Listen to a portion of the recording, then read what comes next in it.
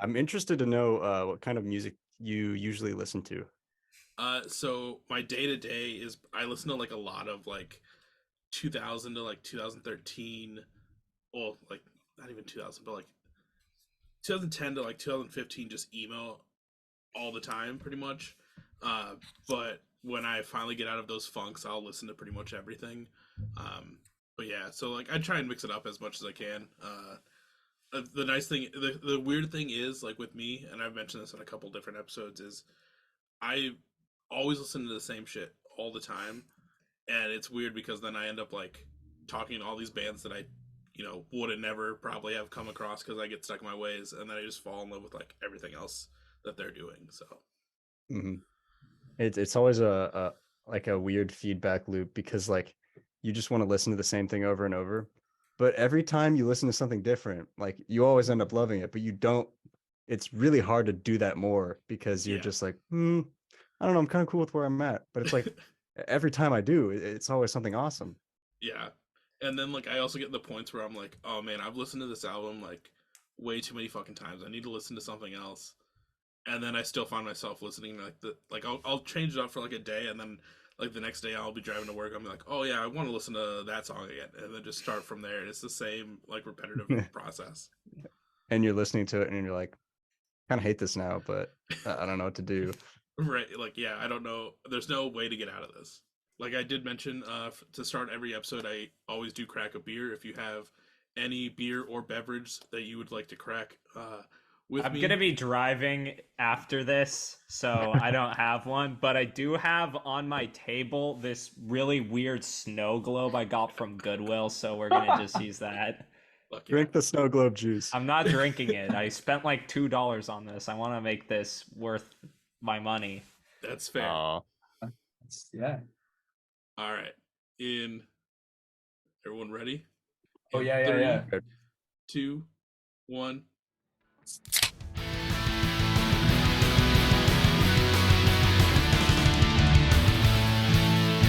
Welcome to the Beers with Bands podcast with your host, Michael Torres.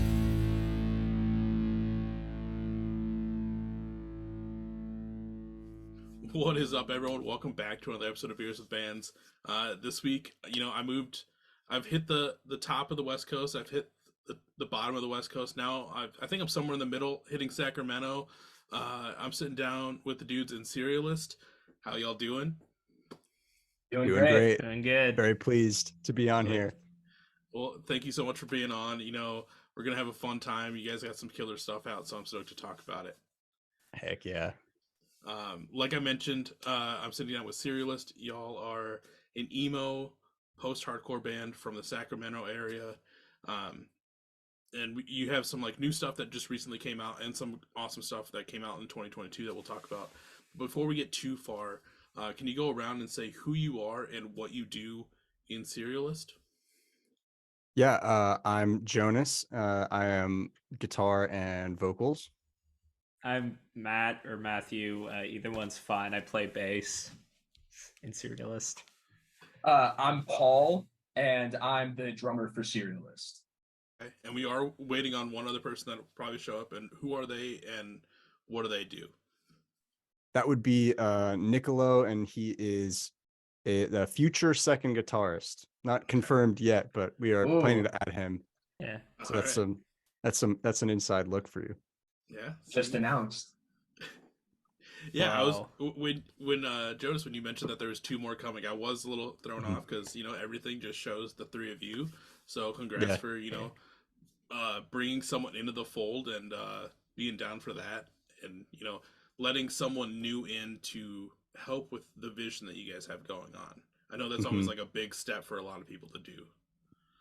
We had Yeah. Nicolo fill in for bass quite a lot because Matthew's down in LA, Oh, and we Yeah. just played with him. Oh, is oh. that him? There Oh, he oh, is. yeah, he's All gone. Well, speak of the devil. But yeah, we just love playing with him so much, and we were like, it would be really nice if we had a second guitarist to fill out the sound. And Nicolo's just a really great guy and a really great musician, and so we were like, let's just get Nicolo. Hell yeah. there he is. Also, you mentioned he played bass for us, right? Correct. Yeah. Okay. Cool. Oh, he's connecting to audio. He doesn't even know that we're talking about him right now. Yeah. Oh man. Yeah. Well, I mean, yeah, because the thing is, I'm actually a student at UCLA, which is a bit far from Sacramento. Right. So I obviously haven't been able to do stuff because I mean, Paul and Jonas are still like, they're still like living in that area. However, I'm like 400 miles away from that area right now. Like right now, I'm in my university like apartment thing in LA. So, but Well, I yeah, mean, it's still great that you're able to still keep working and getting all this stuff done. Obviously, like we'll talk about yeah, like the music video that you guys recorded. You know, finding the time to get up those 400 miles and like yeah. record some stuff. So, I mean, obviously today's technology, you could be literally anywhere in the world and be on a project. I know I've talked to people that their band is mainly in New York and they've had a member that lives in like Oregon and they still like put stuff out and doing everything like that. So I mean, but still props to keeping it going. Mhm. Nicolo, are you there? Man. Maybe. I'm gonna text him. Perhaps. Does he have like a microphone or a camera? I know he's definitely in possession of a microphone. Oh yeah, I mean, he has multiple of those, so Too many, perhaps. nah, no such thing. Jonas, what type of microphone is that? This is I got this at a um like a flea market Oh in yeah, Sacramento. I got this thing at a Goodwill, so Nice. Same Goodwill where you got the snow globe. yeah, actually, wait, no, it wasn't the same Goodwill. Uh, No, this was a Goodwill in Sacramento. This one I got in Santa Monica, so Not quite. not quite, but it's a bit of a distance away from one another. Right. Um, Oh. Oh. Oh man. Oh, this is gonna be good. The prophecy. Hello. Hello. Hey. I hear. Hello? Oh shit! Can I be heard? I Oh, can yeah. hear you. You're very, very heard. Oh boy. Oh, I'm just Nicolo. Hello. That is who you are, Hello. though. So it Yeah, checks sorry. out. I have no camera. I'm just black. I'm just a black screen. It's better than nothing. Yeah. that's true. I'm happy to be here. There we go. I feel like it's kind of funny though because like it adds even more like I don't know if suspense is like the right word to like you're adding this new member and we still can't see them. Yeah. It's true. Yeah.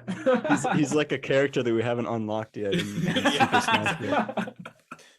Serialist Yeah, DLC. and I just record drums until you unlock a certain. You have to get to a certain level. You Yeah. have to release more songs. Right. Yeah. We're almost at level 2 Serialist. We just keep gaining more members the further we go. Yeah, We're not like exactly. Earth, Wind, Eventually, and Fire. yeah, no, we're gonna become like a post-rock band with like 30 members or something like that, or like a jazz orchestra or something. I don't know. A full orchestral accompaniment could go hard. That would be crazy. Gonna get like 10 violins in this band eventually. Would actually be awesome though. It would be That would be awesome. pretty sick. Just multi. All right, so kind of jumping into Serialist music, obviously in October, I believe, of 2022, just, you know, at the time of this recording, like 6 months ago or so, you released your first EP called Observed. You know, nice little 5-song, really good window into what Serialist is. There is a single that came out before that that I want to talk about here in a little bit because it is pretty great. But you know, Observed came out. Nice little 5-song. Starts off pretty. I mean, you guys put the emo in emo to start off that, and then it kind of had a nice little like gradual fade into like the kind of the post hardcoreness that you guys are kind of going for as well. So I really like that transition. But like I mentioned, it came out in October. It's been a little while, but like, what was the response that you guys had with that release?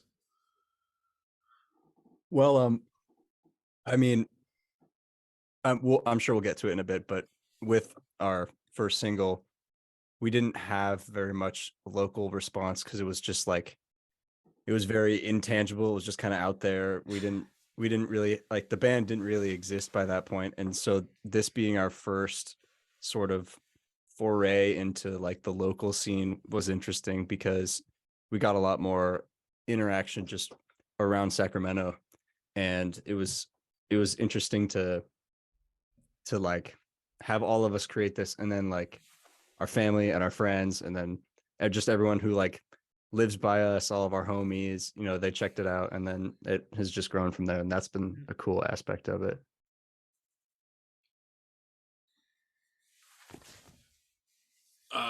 Like speaking of like coming into like the local scene with this EP, like I mean, obviously I'm not in Sacramento. I'm not sure. Every scene's kind of different, but like, what is the scene like for you guys? Like, is it mainly like this emo post-hardcore scene that you guys are kind of jumping into, or is it, like I've talked to a couple people recently where their scene is predominantly like on like the heavier side of like hardcore, where you guys are kind of like on the softer side. Yeah. I mean, I feel like there's definitely some like very, very hardcore stuff in Sacramento. Like I know there's a lot of like power violence and grindcore and stuff like that. But as for like a lot of the bands, there's still like a lot of other bands that I think are very like on the softer side still. I feel like there's like Sacramento is a scene like kind of it's like kind of reaches both ends of the spectrum, honestly. We've talked a lot about how Yeah. because Matthew's been in LA, we've talked a lot about how the scene there is so much broader, and how the scene here is there's a lot less local bands, and it's a lot more niches, whereas Yeah. it's just it's it's difficult to categorize a bunch of these bands because there's just like not that many of them that fall into these like clear cut categories, which is kind of cool because every time you play with someone, you're playing a different vibe. Right. Yeah, that's always the cool thing about finding like those having like those aspects in the scene where someone can literally just play on any bill. So like pretty much every time you play is this action packed mixed bill. And I mean, I always love those shows because they always add so much more to the show rather than just listening to like the same five metalcore bands that play all the time, or just all of the same genre bands anyways play in one Mhm. one set. So it's kind of cool that it's like that. But so you're saying that there's not a lot of locals though in that scene though? I mean, just compared to because like we said, Matthew's just been going back and forth to LA a ton, and we're kind of comparing it. It's not really fair to compare it against LA because it's so It's much more just not as populous. dense, I think. Yeah, I'm It's just trying not to as say. dense. Yeah, because the thing about LA is like there are, I mean, maybe it's like kind of hard to say because at UCLA there's obviously so many people in like such a small space, but there's like such a huge music community at UCLA, and like there, it feels like there's like I don't know, like on it almost feels like on every block there's at least a couple bands, and still like in LA, it's like there's a lot of like indie venues that a lot of these projects, including some of the ones I'm in LA, will go to. And yeah, like, and in terms of like the vibes, it's like again completely like I mean, it could be almost anything because in LA there's so many people, so there's like an appreciation, there's like a community for what feels like every single style of music out there. So like but I will say that there's a lot more, at least in my experience in LA, a lot more like indie rock sort of stuff and indie pop sort of stuff more than like the emo and post hardcore, at least from my experience. I feel like emo and post hardcore, I don't know. I feel like it makes more sense to come out of like a place like Sacramento, which isn't, like one of the most populated areas. I mean, it's still a very like big city, but it's not as populated or like nowhere near as populated as LA. So Yeah.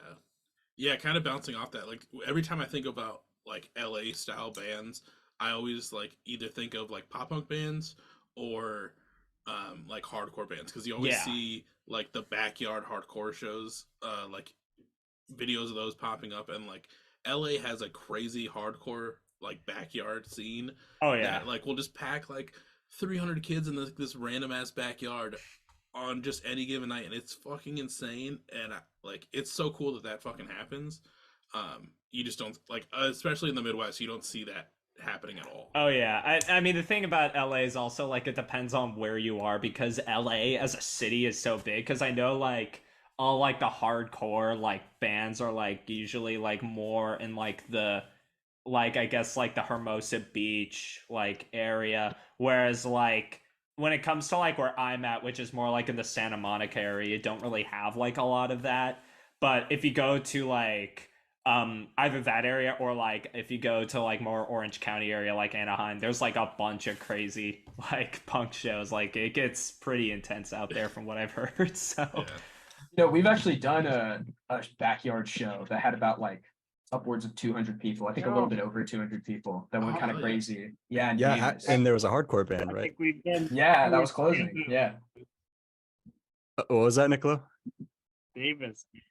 Yeah, I think we've done like two. Honestly, every show in Davis that has been a house show seemed to yield like anywhere from 200 to 300 like people. And what was really cool is that it didn't have that polarizing effect where it was like, all right, everybody's here to see hard music, or everybody's here to see like shoegazy indie kind of stuff because the bills aligned and stuff, but there was still a diverse enough array of musicians and bands and whatnot that nobody left for the entirety of the gig, and it was every show we've done in Davis has been sweet. It's also just Yeah. like college kids looking for something to do. You That's- know what I mean? They're not like yeah. going out to support a specific band, so it's kind of cool.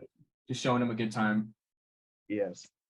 Yeah, we've played almost as many shows in Davis as we have in Sacramento, and like he said, every Davis show has been insane.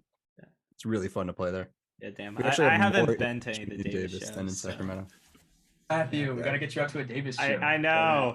Well, I gotta get y'all out to like a Matthew. UCLA show. Oh, you're right. You're right. I mean, there's always so many, especially because like I mean, last year was a bit weird with like COVID was still like going was like still like kind of an issue. But like nowadays, there's like shows like at least at UCLA. I don't know how it is at Davis, but there's like shows at UCLA like every week, and Yeah. like and it's like a huge deal. Like literally like everybody will like go out because there's now like so many shows happening like every like Friday or Saturday night that like there's like hundreds of people that come to like every single show. It like gets to the point where they have to like at least over the past couple months like we've like at the shows they've had to like stop letting people in because there was like not enough room. So like you'd see people like we had at this show that I went to on Saturday. I wasn't playing it, but I was going to it, and there was like a whole group of people that were on the roof of like the house because they didn't like have enough people. We and they had were, one of those. yeah, and they were just like, "Oh, well, we don't have room in the backyard. You can climb up on the roof, I guess." Yeah. They're just like, oh, they're like 20 people like on sitting on the roof just watching all the bands and stuff. Incredible. Yeah. I do want to throw something in just in case any Minneapolis people are listening, to kind of counter what I just said, that you don't see a lot of those like outdoor shows in the Midwest. There was like a really big like hardcore, I don't know if I'd say fest, but there was at least like 10 bands playing on one day in Minneapolis outside. I think that happened in 2022. So anyone that's listening from Minneapolis, don't come at me. I'm so sorry. I forgot that. I'll do it in there. You're gonna anger the fan base. I know. I gotta walk these streets. I gotta be careful, you know. Just clarifying. Hard streets of Minneapolis. Right. So kind of jumping back to, we're gonna kind of do this out of order here. So obviously, Observed came out in October, but the year prior, like you were mentioning, you released the first single called "Sometimes," which kind of it starts off with an amazing sound clip. I'm just gonna jump right into it. I love sound clips and their uses in the songs, and you know how they work.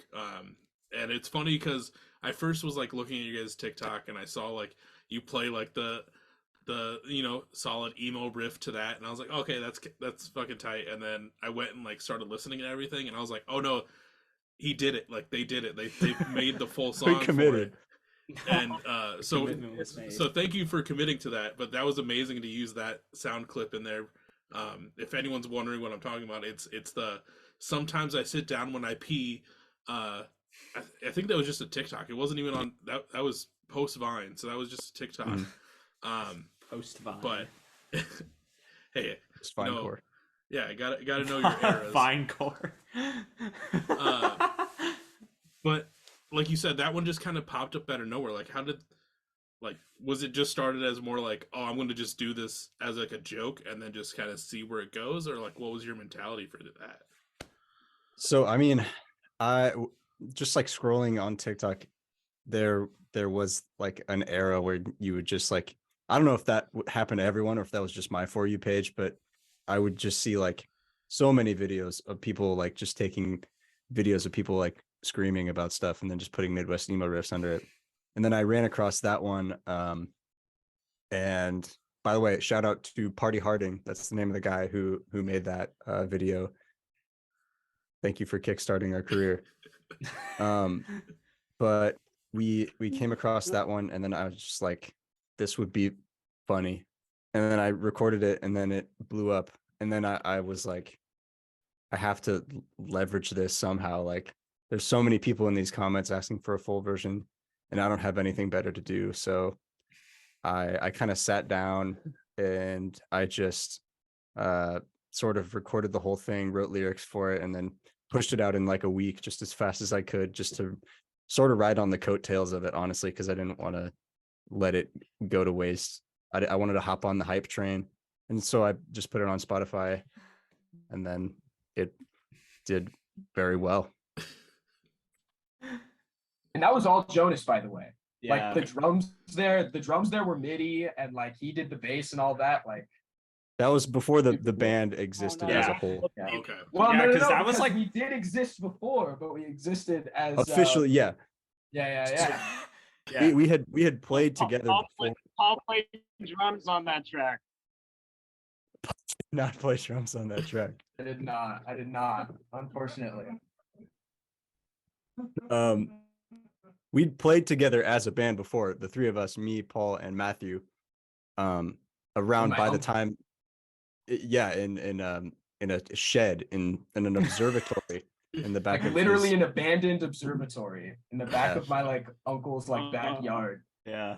which is why Humble the beginnings. EP was named Observed. That was one of the reasons. The house on the EP cover is not the place we were staying in. That's a different thing. But we'd played together as a band before, and then I made that song, and then I was like, I want to keep releasing music under this name. So I just asked both of the guys if they would be interested, and they were. And now By the we're way, rolling. deep cut. Observed is not the first Serialist album or EP. Yeah. Jonas, you want to tell them about your other project, Jonas?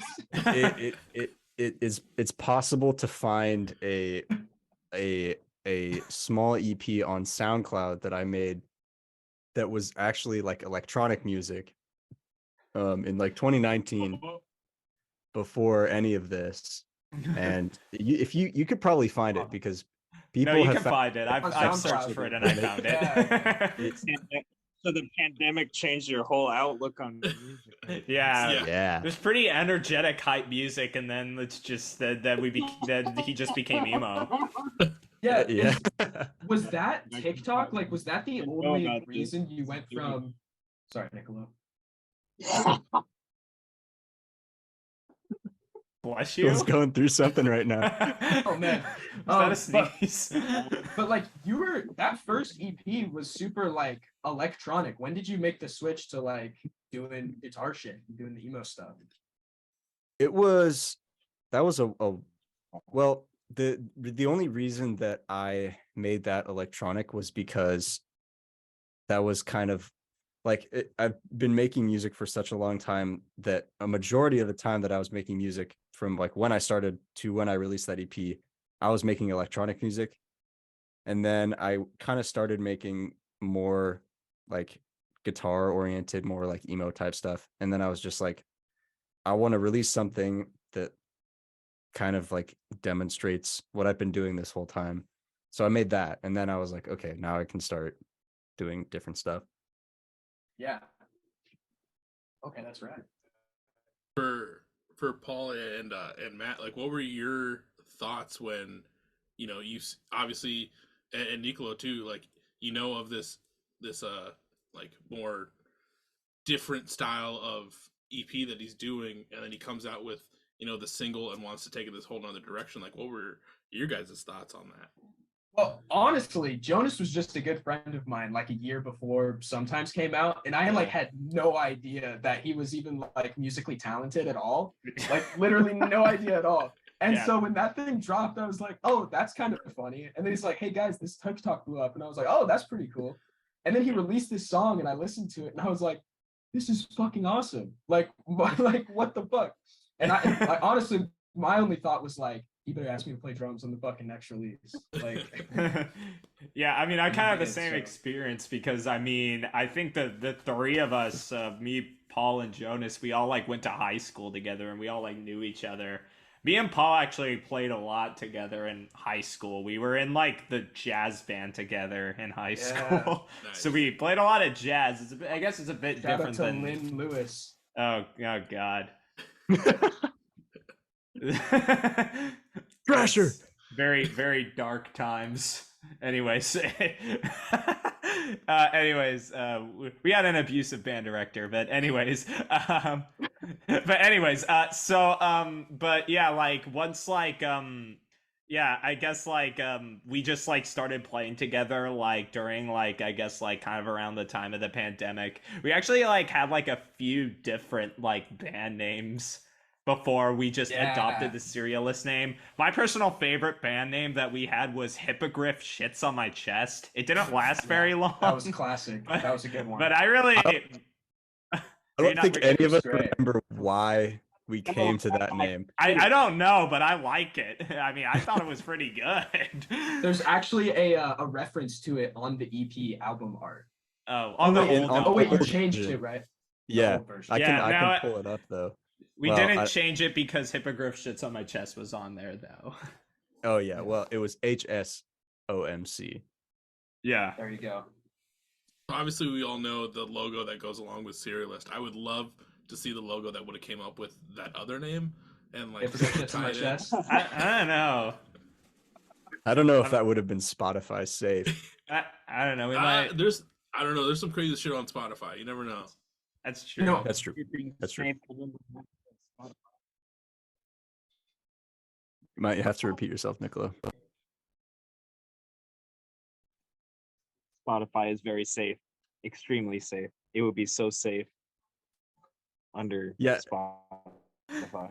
Yeah, that is true. Now that I'm thinking about it, there's a lot of stuff on Spotify that people get away with. Yeah. I mean, like I have songs on my playlist by like Dying Fetus, and it's like.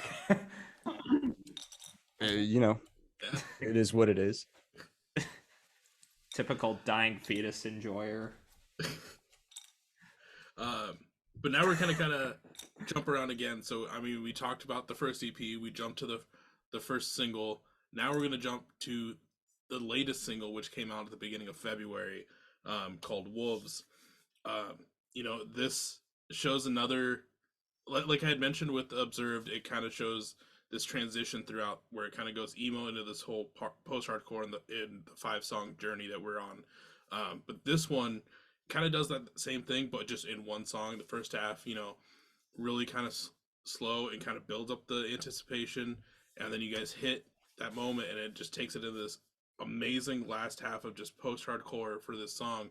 And I feel like it really shows a good progression or maturity for the band as a whole as to what you guys are trying to put out.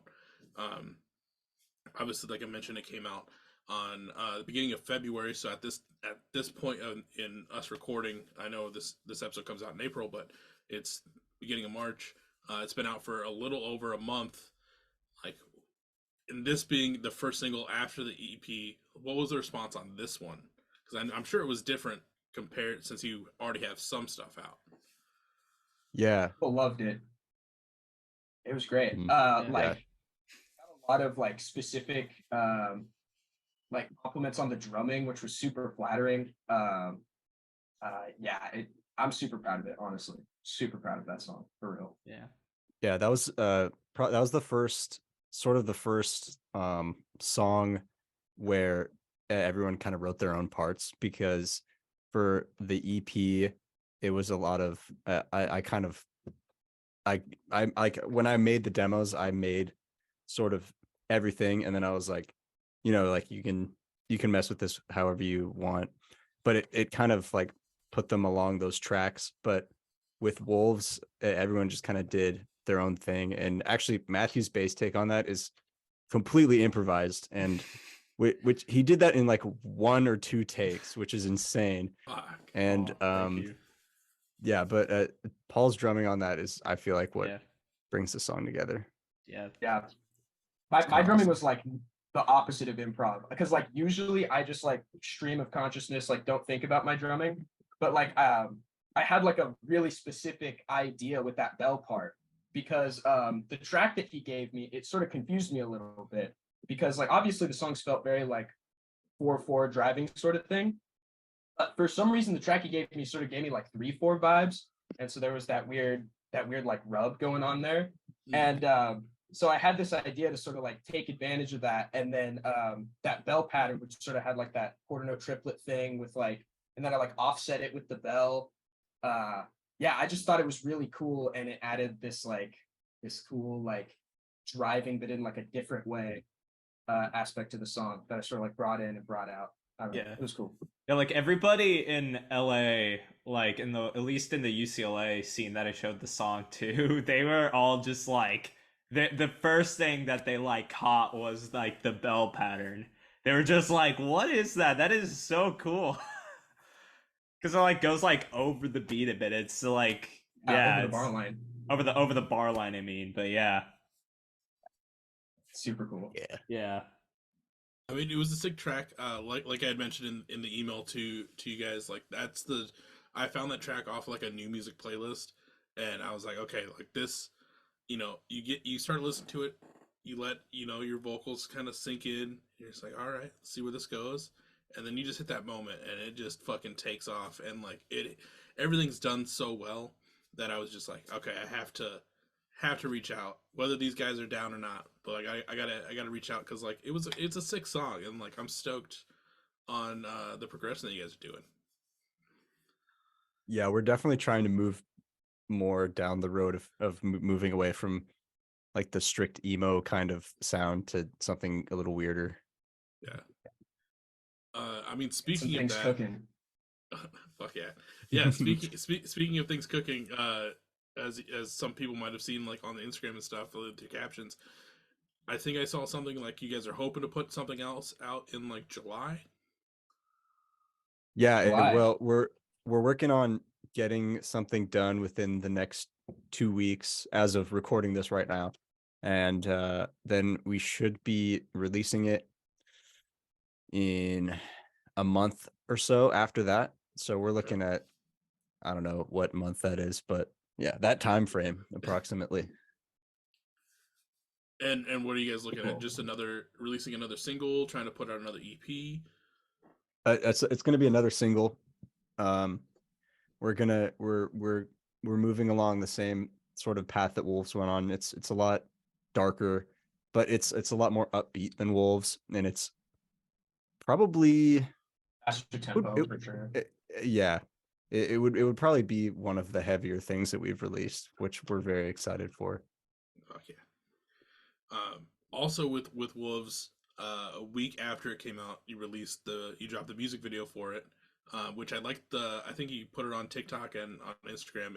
So Wolves is about is a song about being like chased by wolves, where the music video is being like chased or followed by something that you just don't know. And Mhm. I gotta say, like, I'm watching the music video with this, obviously with the song and like all together, and like I felt the suspense, you know, going up through the whole thing, like the whole like it built up so what like what you think it should do in your mind with the song. Like you guys visually, like whoever helped out directing and acting, helped do that vision so well, because you know it built up that anticipation. Like I could feel like my anxiety going up a little bit, and then like he gets to the end, he sees those eyes, I'm like, what the fuck is going on? Like it was such a great video, like 10 out of 10. That So was all Paul. yeah, the story behind the video was Jonas sent me this track. And I was like I was in the studio and I was just like drumming over it, figuring out exactly what I wanted it to do, and I wasn't quite sure. And then Jonas texted me and he was like, "Hey Paul, so I'm writing the lyrics, and I've decided it's gonna be about a group of like hikers that get hunted down and like fucking eaten by wolves." And I was like, "That's sick, that's awesome."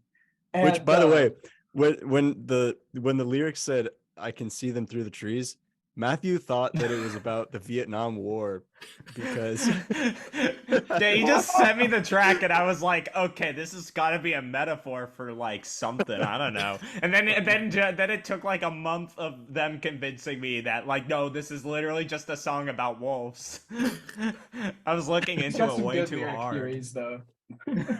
Hey, you know what? Yeah. This is it's abstract. It's art. Yeah.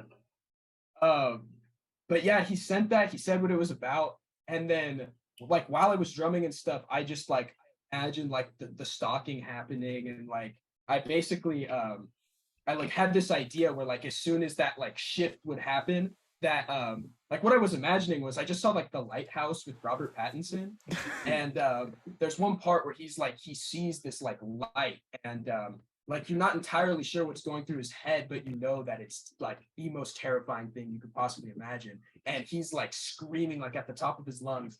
And so I kind of imagined like that moment happening as soon as the like heavy hardcore shit started to go down. And I thought that this was awesome. And I didn't want to pitch it to Jonas immediately though, because I felt like if I had like a half-assed idea, then Jonas would kind of be like, you know, whatever about it.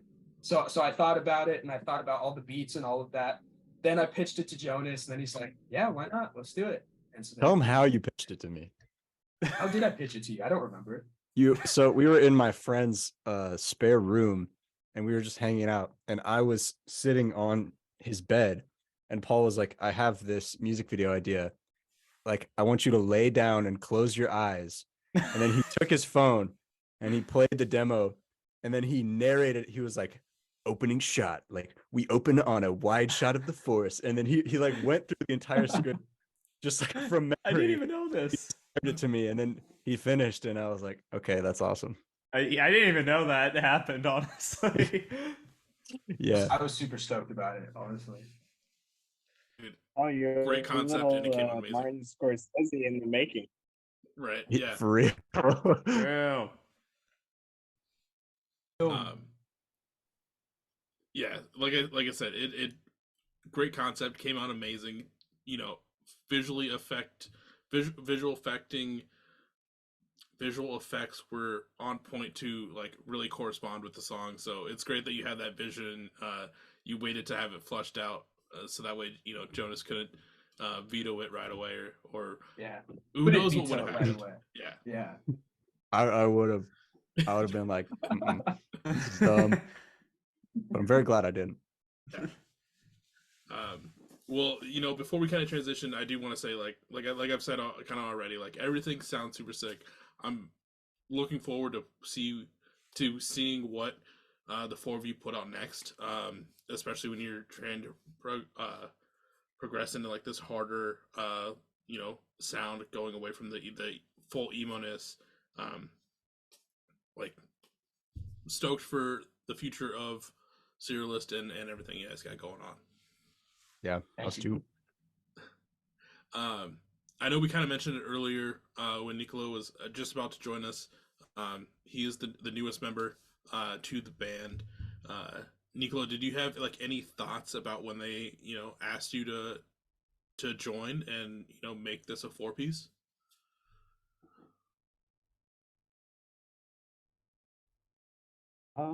What? That's Not- funny. Did we ever like officially like?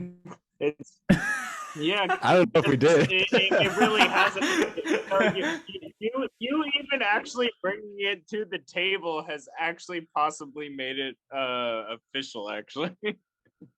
But no, I've known I know Paul from another band that he plays in with me, and him and Jonas needed somebody to do like a live like bass, like play bass live and do a video and record all this stuff, and I do all this, and so I just ended up helping with like recording drums, like, and then helping sub on bass when Matt couldn't make it and whatnot. And it's so really for me, it's just been, I feel kind of blessed and just happy to be like playing with these guys that are obviously doing something not only to me but to other people like you and stuff, and seems to be making an impact in a different, yeah, show the love. But I'm just happy to be a part of this in any way, shape, or form. And quite frankly, I don't even need to be declared as a fourth member if I'm being honest. I'm just happy. I love the music. I love the dudes, and it's fun.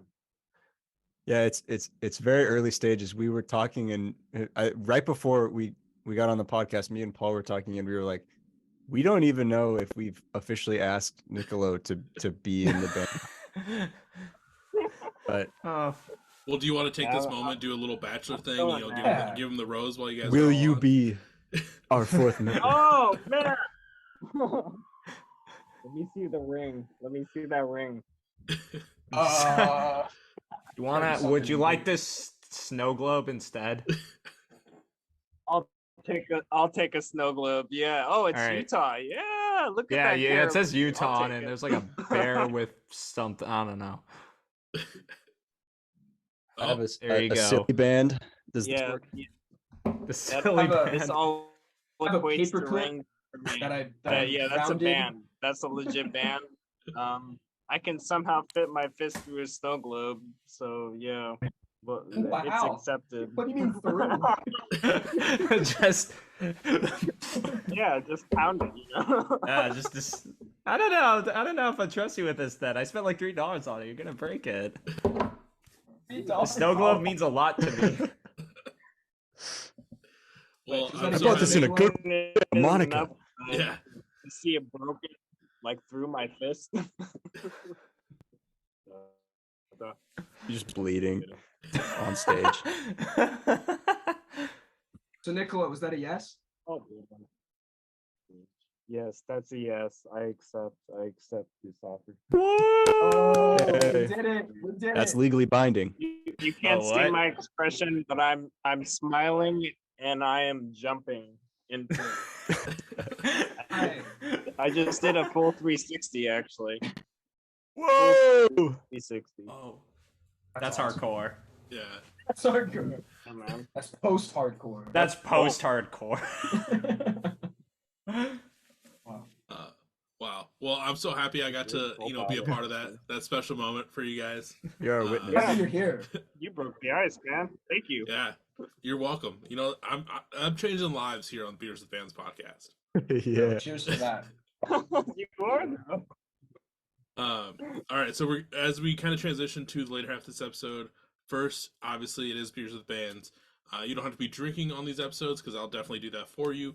But if you are drinking any sort of beverage, alcohol, water, or anything else, Snow globe juice. Snow Globe juice, this is where we kind of just talk about what y'all are drinking on this fine. It's Monday today, on this fine Monday. I don't know who wants to go Well, first. Utah snow globe. And I'm the only person without a video feed here. This is, I did finish already. Oh, you go first, Paul. Yeah. This is a But yeah, beer. that's the beer. That's the beer right there. So me and Nicola, we were actually Burning just in the Barrel. studio setting up a new drum set. And he was like, "Oh, you're going on the podcast?" And he's like, "Take this beer." So this is Nicolo's recommendation. And it's What honestly is that? really good. What is that? What is it exactly? Yeah, so it's Feast or Famine Double West Coast IPA. I've never heard of that. Yeah. There you go. And me and Paul have only been 21 for like a month, so it's like a brewery based out of Rancho. we don't really know what we're doing. I've been 21 for 4 or 5 months, and I don't know what I'm doing. Yeah, he's been flexing on it for Yeah, quite a I've while. been 21 for 9 years. Hey, And, same. Experience. this You know what brew- you're doing. I like I do. said, I finished. This brewery is located in Rancho Cordova, California, right down the way from the studio that we practice at. I didn't And even know they have do, like breweries there. they That's make awesome. wonderful IPAs. Oh, Wait, yeah. what's it called? Oh no, there's a bunch actually. Like Burning Barrel. Oh, I think my parents actually know. I think they're friends with someone that owns a brewery in Rancho Cordova.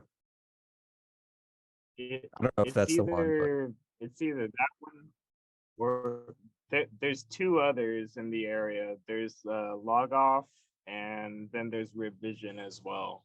But they're all three of them are really great.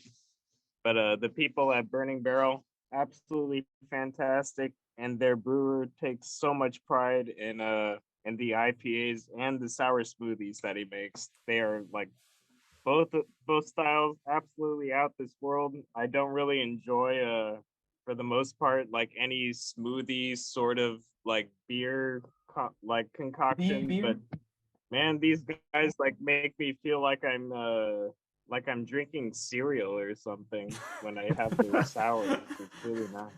Nice. All right. Yummy. Seriously, dude. But with alcohol. But you can't even taste the alcohol. It's wonderful. They do something good.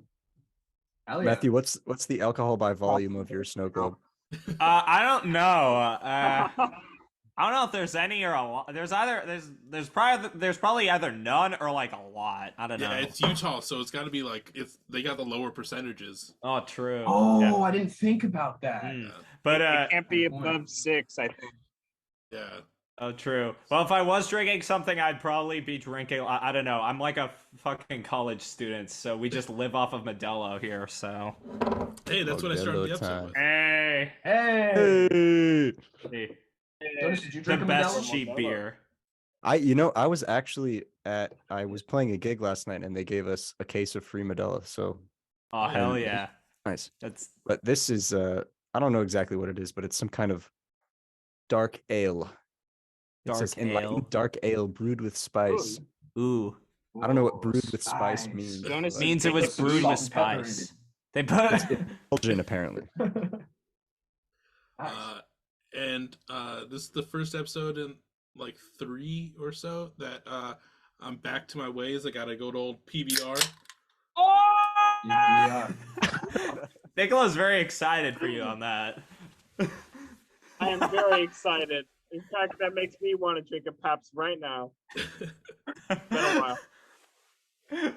You know, you can't go wrong with a good old PBR. I've never heard it be You called a can't- PBR I mean, before. and they don't honestly. Headache. Are you serious, Matthew? Yeah. Yes. No. I've heard them for be real, called no, PBRs more alright, often than What? Okay. not. Where the hell am I from? I guess. I Alright. did hear some- Sacramento. Yeah. I did hear Apparently. someone Team call Blue Velvet. I did hear someone Blue call Velvet, PBR one anyone? day a pibber, and that threw me off. Go to the pub and get some pibbers. Yeah. Barkeep, do you have any pibbers? All right, so that's the little beer segment or drink segment for this episode. Now we're going to kind of get into my favorite part of the episode and the last part of this episode. It's the fun storytelling part. You know, this is where we kind of just talk about some of your fun stories from, you know, shows, tours, time recording music videos, time recording. Doesn't have to be Serialist related. It could be any time in your musical career as well.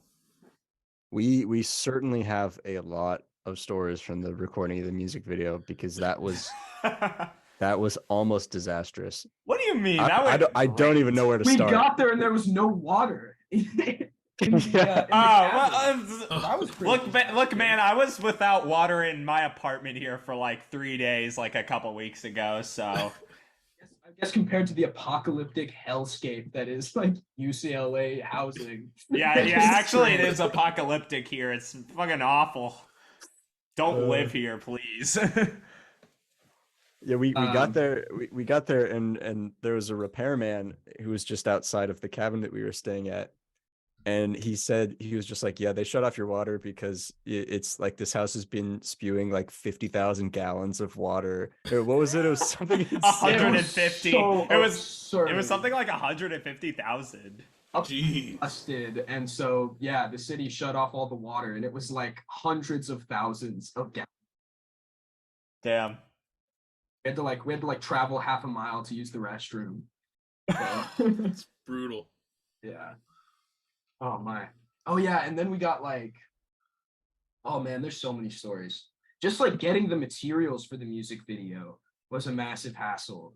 Because we decided we needed a generator, so we got like we got like my uncle who he just had a generator that he let us use. Those things are so expensive. We thought we were gonna buy a generator. It's way too expensive. And, Shout out Andrew. yeah, shout out Andrew Lupke. And we also that was we would practice in his backyard before we were a band. That's where all that started off. Oh, okay. Yeah. By the way, I don't know if we mentioned this before. That place that we practiced in was literally an observatory.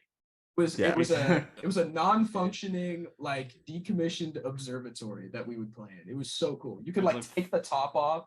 Yeah, we'd get hot and there was a rope and we'd just pull the roof off of the building. Yeah, because it was like Sacramento, so it was like 100 degrees or something, and there was also like bugs everywhere, and like it was great. And like lizards. Yeah, Agamemnon lizard. We named the lizard Agamemnon. Yeah. Oh my god. Good old Agamemnon. That's great. Yeah. On the flip side of it being like 100 in Sacramento, for the music video, you guys are playing outside. Yeah. Like, that had to been like, I'm from the Midwest and like I deal with snow and shit all the time, but like fuck that. Like that had to been cold as shit. It was pretty cold. Not that bad. For Matt, who we made walk through the snow barefoot. Not me. Yeah, different Matt. There were 3 Matts on set. It was very confusing. Oh, yeah.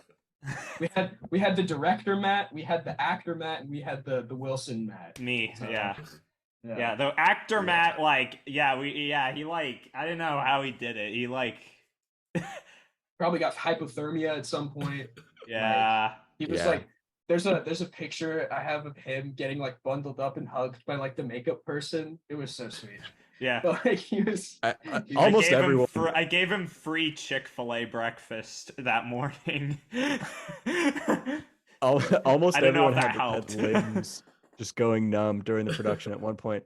But he was like laying down in the snow in clothing that was not designed for snow. Like, because we got that at a Goodwill in Sacramento, and we were like, I don't know, he'll be fine.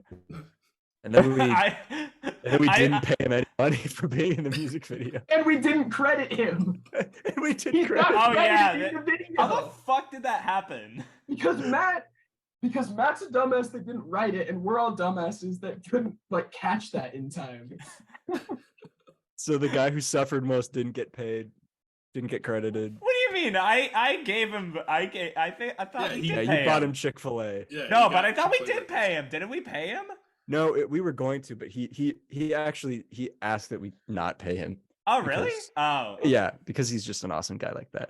He's also a good friend of ours. So. Yeah, he is. Everyone on the set was a good friend of ours. Yeah, pretty much everybody on the set was like somebody we knew from like high school, pretty much. Except for Mark. Except for Mark, the brilliant cameraman who did an absolutely excellent job. He also kept everybody together because when shit was falling apart. So shout out to Mark. Shout out to everyone on the team. Yeah. It's kind of for the makeup. Yeah, it was amazing that we did all that in like a day and a half or something like that. Yeah, we were falling behind. Last scene, there were supposed to be way more shots of Chris like getting attacked and stuff, but But it was didn't have just time. too dark, and also it was like dangerous to like drive at that point because it was so cold, and like there was like a bunch of ice on the roads. We were like, okay, we can't be out here for too long, or we're gonna like spin out and a drive back or something. Yeah. But still, like to get all that footage in that time frame, that's still pretty impressive. I know some people that do music videos and like it takes like they'll get some shots one day, get some shots like another day. Like it's a process. Yeah. Mm-hmm. We tried to do our best. We took like a day of pre-production just figuring out exactly what we needed. Oh In yeah. which we did not figure out exactly what we needed at all, and we spent so much time. Like I was about to say, I was like, because I remember that day. I was like, I don't know if we really got anything done related to that, but no, I not mean, really. but I mean, we still like had like before like the shoot, we had like a whole storyboard, and we had like an order that we knew we wanted to film stuff in. Because what was really hard to deal with was like the fact that we had to deal with different lighting. Because we had to like get shots in, and like we only had like a certain amount of time to get certain shots because the sun would go down or something. Oh yeah. So it was like so it was kind of a race against the clock for like the most part. So I think Yep. most of it was filmed relatively in order though, because yeah. We spliced in different orders to make it work better, but Well, yeah, but like yeah, Yeah. that was definitely the idea. we did all like the night shots last, and that's when it was really cold and stressful. It's like in the teens or Yeah. something like that. I don't even remember. Everyone was just done, and we were just like, all right. We're Yeah, just we gonna like go. took turns like I broke a light at one point. Oh, I that was was like- you? Yeah, we were running around trying to get the shot, and like Matt was just like he wasn't going for the stuff, and so I was just like zipping around back and forth trying to like show him exactly like what I wanted, and I ended up knocking over the light, and it broke, and then Matt was like, "All right, that's it, we're done." He was so done with the production, like he did not want to continue at all. But then thankfully Mark was he was like, "No, it's fine. We'll just use it. We'll just use this other light. It's okay. It's not the end of the world." And it worked out. But yeah, I definitely broke a light. I didn't know that was you. I saw like there was like a bunch of broken glass on the ground, and you were like, "Watch out, Matt! There's like a bunch of broken glass here." I didn't know that was you breaking the light. I was my bad, guys. It's okay. We forgive you. Knowing like the storyline that you want to do for a music video like helps so much. Like I know when my friends were recording one of their music videos, like the singer had like an idea for like the whole vision of everything, and then we kind of got to the guy's house that was going to record. They had already recorded all the like the band playing shots. We were going to go through like Iowa City and record like just all the storyline shots, and he had like a completely different vision.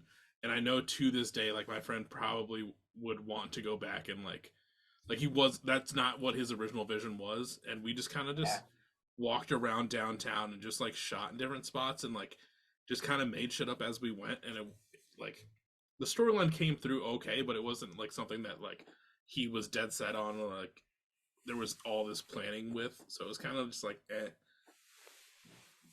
the storyline is pretty much exactly what I had envisioned. I did envision that we would have an actual like wolf, which we were this close to getting. Not an actual wolf, but like a wolf dog, like half wolf, half dog. But there was going to be shots of like the main character like looking over and seeing the wolf and being like, "That motherfucker." like that was going to be the sort of like that was going to be the motivation for him grabbing his out. Kind of didn't have that motivation there, which was kind of a bummer. Also, because we didn't have all of the shots of Chris, who's the main character, like running away and getting chased and stuff like that. The exact moment of like him with his gun up and then him like seeing the light and like all that happening, that wasn't like exactly the beats that I had in my head, but I still think it came across. Yeah. Also, I really appreciate that like your compliment about the music video, about that gradual build, and about like you were like that moment where shit hits the fan, like that's the big moment. That's exactly what we were going for. So that's super cool that's your compliment there. I appreciate that. now obviously in the video like you didn't have the wolf or the wolf dog, and we just see the two red lights. I mean, this is obviously it's up to interpretation for everyone that watches it as to what those red lights could actually be. Have you guys thought about what that could possibly be or what it is? I think the point of it. I like your mindset, man. Ambiguity. I don't know what it is. It could be point, anything. Yeah. My original idea Lovecraft, was man. H.P. Lovecraft. Yeah. The original idea was that it was going to be like a Gray style, like the movie Gray, the Gray, something like that with Liam Neeson. And it was going to end with him seeing a wolf and realizing that he was not going to be able to kill a fucking wolf. Like, this thing's scary. And then I realized we don't have a wolf. So then I was like, okay, well, maybe. And I was thinking of different ways that we could like just imply a sort of creature.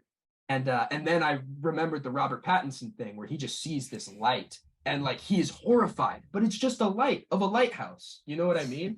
But obviously there's something that is terrifying him to his core, you know? And so I like the idea that whatever it is, it's just this monster that just incites a stupid amount of fear and helplessness. Yeah. So ambiguity for sure. Yeah. I think Paul, you've got to H.P. Lovecraft fan. It's true, you do. Yeah. Cosmic horror. Really. Yeah. Though I'm actually kind of glad that the wolf thing didn't work out because sorry. But yeah, I'm kind of glad the wolf thing didn't work out because I don't know. I actually like how it ended, like with more ambiguity. Honestly, I thought that was cooler. Like honestly, I really like that. Plus, like, I mean, if he has a gun, like he could probably kill a wolf. That's actually That's true. But the point is that he sees something that is so terrifying that he lowers his gun because he knows he doesn't even try. He doesn't even try. Yeah. What did you think it was? Did you have any thoughts about that creature? No, I didn't think too hard about like what it could be. Like obviously it's something like just really ominous that like it's some sort of, it's not a wolf, it's some sort of creature, as like I'm like thinking about it now. It's like some sort of creature that just, like you said, like Jonas said, like he knows he can't defeat it. So it's basically just like, all right, I tried and we're just gonna have to fucking deal with this and see what the fuck happens. But like, because there's nothing we can do, unfortunately. R.I.P. Engaged with it like that. That really means a lot. That's cool. Yeah, no, it was a great, solid music video that went along probably better. I feel like I haven't watched. I haven't watched a lot of music videos lately, but I feel like out of the ones that I have seen in my life, this song plus the visuals went together better than a lot of the things I've seen. Thank you. That's big. Yeah. Huge. Like, you know, and I know we're in the same, like Oscars were just yesterday. Like, I don't know why this wasn't up there. That's all I got. We should have been nominated. What was happening? What were they thinking? It was bullshit, you know. Brendan Fraser, who? Nah. Did he win? He did. Yeah, I'm so glad that he won. I was so happy. Not see his movie. I haven't seen it either, but it was super good. I bought snacks when I was in the theater, and I immediately stopped eating snacks just because like I had to reevaluate my life for a second. Like it tugs on the heartstrings for that whole fucking movie. He deserved it. I hadn't seen the movie either. I just remember being really into The Mummy when I was like 6 or something. So and George of the Jungle. And George of the Jungle too, yeah. I mean, for those performances alone, I think he deserves to win, even if it's for something not related to those two things. Yeah. Shout out to Brendan. Shout out to Brendan for real. Brendan. He's a true inspiration to us all.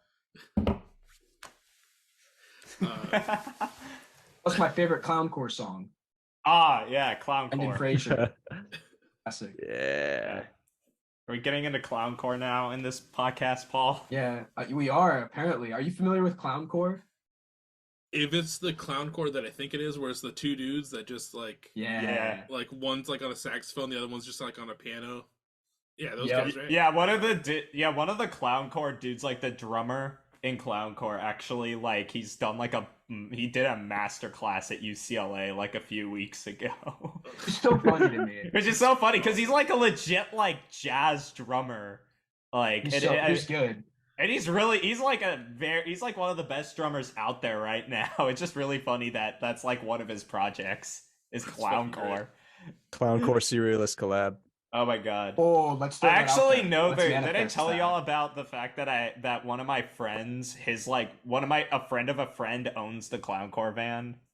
Ooh. Yeah, you did. That's a good story. Yeah. You should tell him that story. Oh, well, I mean, I don't know. I mean, I wasn't really related. I mean, I have like nothing to do with it, but one of my friends in college, he had a friend that apparently like was just driving. Apparently, like the members of Clowncore were selling like the Clowncore van that they used for like their music videos like a couple of years ago and their album. They were just selling it for like I don't know, like a couple $1,000. And I guess like he was like, hold on, I'm gonna see if I can buy it. And he like got back to it. It was like, all right, I'm taking the van. I think They're selling it like in a museum. it does. Like it's like iconic. Yeah, it is Yes. iconic, and I guess like he's just like I guess when he was driving it around, like everybody was like, oh my god, it's the Clowncore van. I haven't seen it yet. I'm assuming it's still somewhere like floating around LA, but I haven't seen the Clowncore van yet. I've seen a lot of interesting cars in LA, but not the Clowncore van yet. I'm trying to think of if there's anything from the music video that we've glossed over because it's just There like was so much happened. There was a lot that happened. It was a great time though. So There was like just trekking through the snow was an endeavor in itself. Yeah, we chose a shooting location that was like a 10-minute walk from the car in snow. oh Very the foolish. sled the sled. Oh yeah. So Yeah, one of the people I forget, was it Matt like Ganlin, like the director? Did he bring the sled? I have a story. Oh, okay.